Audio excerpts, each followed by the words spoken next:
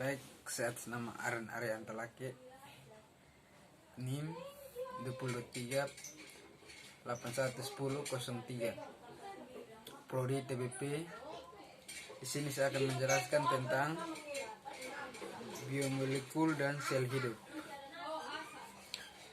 Pendahuluan, mengapa sel hidup dikatakan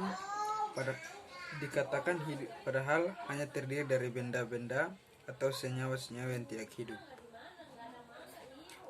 Apakah bisa mencapai tujuannya yang mendasar, yaitu menentukan kumpulan molekul?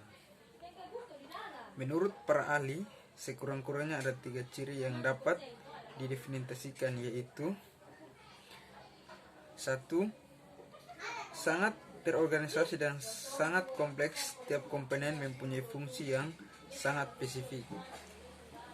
2. Mempunyai kemampuan untuk mengekstrak energi di sekelilingnya. 3. Dapat menemukan sifat dan mempisahkan dirinya sendiri tepat dan terencana.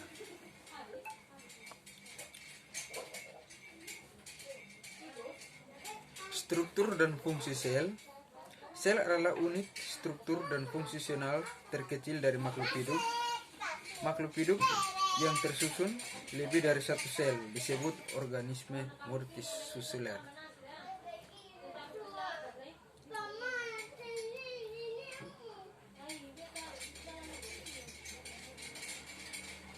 Organisme molekul sel hidup, biomolekul atau singkat biomol, adalah semua nyawa yang terdapat di dalam sel hidup.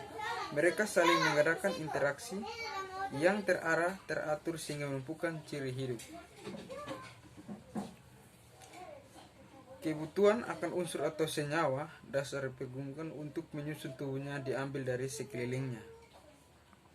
Molekul yang informasi adalah bahwa untuk menyusun molekul yang dimaksud perlu ada suatu keteragaman tentang urut-urutan senyawa dasar dalam bentuk rantai polimer, itu frekuensinya dan lain-lain.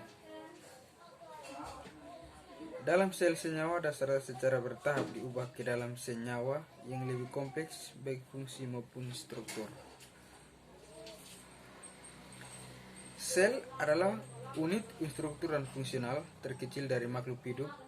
Hidupnya yang tersusun dari satu sel saja disebut organisme uniseluler, dan makhluk hidup yang tersusun biomolekul atau singkat biom adalah semuanya senyawa yang terdapat di dalam sel hidup.